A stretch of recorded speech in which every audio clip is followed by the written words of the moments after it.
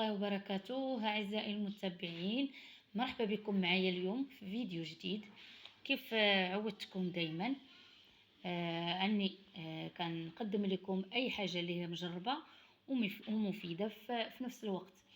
في هذا الفيديو غادي نقدم لكم وصفة اللي هي كنستعملها شخصيا عندي أنا في الدار وفعالة جدا. هذه الوصفة خاصة للسعال واللي هو الكحة. كلشي كيعرف الكحة، ويعني كلنا كنمرضوا بها، لا الدراري لا الصغير لا الكبير. المهم هاد الوصفة هذه مفيدة للجهاز التنفسي. ان شاء الله غادي تجربوها، واللي جربها يرد عليا في التعاليق. المهم هاد الوصفة هذه ندوز معكم مباشرة المكونات ديالها. اول مكون هو الزعتر. هو هذا الزعتر كلشي كيعرفو، فهمتيني. وهو باش كانوا الناس الاولين كيداوو، يعني الناس الاولى جدودنا ومواتنا راه ما كانوش يعني كيستعملوا الادويه. هاد الاعشاب الطبيه هما اللي باش كبرنا وباش كبروا حتى هما. غادي نهضر لكم شويه على الفوائد ديال الزعتر. هو مفيد جدا جدا في الدوره الدمويه وفي البشره، ومزيان كذلك للجهاز التنفسي، و يعني كيتخاد كعلاج لنزلات البرد. المكون الثاني اللي هو اللي كتشوفوا اليزير اللي هو حتى هو يعني نهضر لكم على الفوائد ديالو. زوين ومفيد للهضم، زوين للهضم. اللي عنده مشاكل في القولون العصبي والانتفاخ، يعني انتفاخ القولون العصبي، حتى هو يعني كيتخاد كيغلى الماء، تغلي الماء وكديريه في كاس وكترقديه. التشليله الاولى كتكبيها والثانيه كترقديه فيها وكتخليه حتى كيترقد مزيان واحد ساعتين ولا 3. من بعد كتصفيه وكتشربي غير الماء بوحدو. يعني هذا كنصيحة وكإفادة للناس اللي عندهم القولون العصبي واللي عندهم الانتفاخ. هذا راه زوين اليوم، ومفيد أيضا في عسر الهضم، وكيساعد في التركيز والذاكرة. هادو كان معلومات عليه انا قريتهم يعني وجبتهم لكم من اماكن صحيحه، يعني معلومات صحيحه هادو اللي كنقول لكم.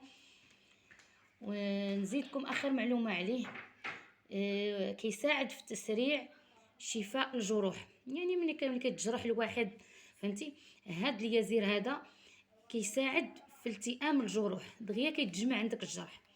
يعني ملي كيكون بنادم مجروح خاص يعني غير تشرب الماء، يعني تسخن الماء يكون فايض وتخليه حتى هو كيترقد فيه ومن بعد تشربه، يعني دغيا كيتجمع الجرح.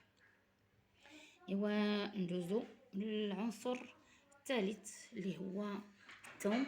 كيف كتلاحظوا الثوم هو عنده فوائد طبيه كثيره بزاف، ولكن ما نساوش عنده اثار جانبيه اخرى اللي عندهم، خصوصا الناس اللي كيعانيوا من الضغط، اللي كينزل لهم الضغط. نصيحه مني ومن يعني حتى الاطباء والناس اللي مختصين في الطب البديل او هذا، حتى هما يعني كلهم كينصحوا، كيقول لك اللي عنده الضغط كينزل ما خصوش يستعمل الثوم بكثره. لا كيف قلت لكم الثوم ما مزيانش للناس اللي عندهم الضغط كينزل. كينصحوا به الاطباء ان الناس اللي عندهم الضغط كينزل ما يستعملوهش، ولكن عنده فوائد كثيره.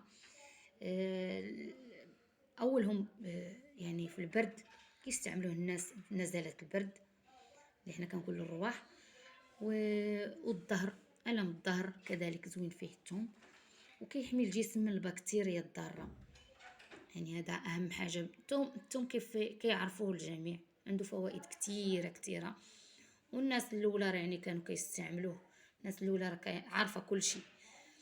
ندوزو العنصر الاخير اللي هو زيت الزيتون. هذا زيت الزيتون حر، يعني كتاخدوا زيت الزيتون الحار، كترقدوا فيه هاد الاعشاب كامله اللي وريت لكم. وهاني غادي نوريكم الطريقه ديالو والشكل ديالو النهائي. بامكانكم انه واخا يبقى عندكم شهر شهرين ما كيخسر عليه حتى شي حاجه، بالعكس هو صحي. بامكانكم واحد الحاجه انكم تبدلوا غير الثوم فقط. الثوم هو الوحيد اللي بامكانكم انكم تحيدوه وتعاودوا ديروا ثوم اخر جديد. كيف كتعرفوا زيت الزيتون ما كتخفاش على الجميع الفوائد ديالو، ولكن ما فيها باس انا غنهضر لكم شويه عليه. كيتستعمل في البشره، زوين للبشره كترطيب، وزوين للشعر، زوين في النمو ديال الشعر، زوين كذلك في القشره. الناس الاولى يعني كلهم كانوا كيستعملوه، والطب البديل حاليا يعني هذا هو العنصر اساسي في الوصفات الخاصه بالجسم ككل، من الشعر الاظافر، العظام، الجهاز الهضمي. يعني كيتستعمل ايضا بالنسبه للهضم، كيساعد في الهضم، وكيساعد الناس اللي عندهم الامساك. يعني كياخذوه على الريق، يعني كتشربوه على الريق، يعني زوين. هو علاج للامساك، وعلاج كيسهل الهضم، كيسهل الهضم.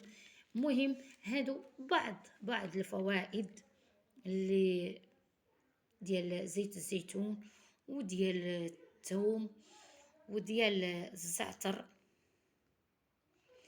وديال اليازير.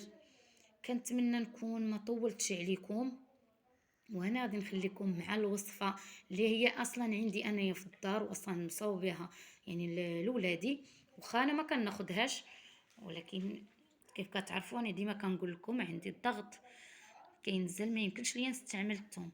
كنصح الناس كامل اللي عندهم الضغط كينزل انهم ما يستعملوهش. هاد الوصفه بعدا قاصحه عليهم شويه. بامكان انكم الناس اللي عندهم يعني الضغط كينزل يصاوبوا هاد الوصفه هادي من غير الثوم، يعني بلاصه الثوم غادي يبدلوها بالعسل. يعني هذه وصفه زوينه حتى هي ان شاء الله. يعني غادي نقدم لكم وصفات يعني في الطب البديل ومجربه، والله شاهد عليا اني هاد الوصفه هذه مجربه يعني شخصيا عندي في الدار، وكاينه عندها نتيجه، لقينا نتيجه زوينه. داكشي علاش انا حبيت نشارككم هاد الوصفه هذه. وما تنساوش دعيو معايا دعيوه زوينه، والله يسهل حتى على السيده، والله يرحم لها الوالدين، السيده اللي وراتها ليا. المهم هذه كتبقى يعني وصفه زوينه شاركتها معكم، ونقول لكم الى اللقاء في الفيديو الجاي ان شاء الله.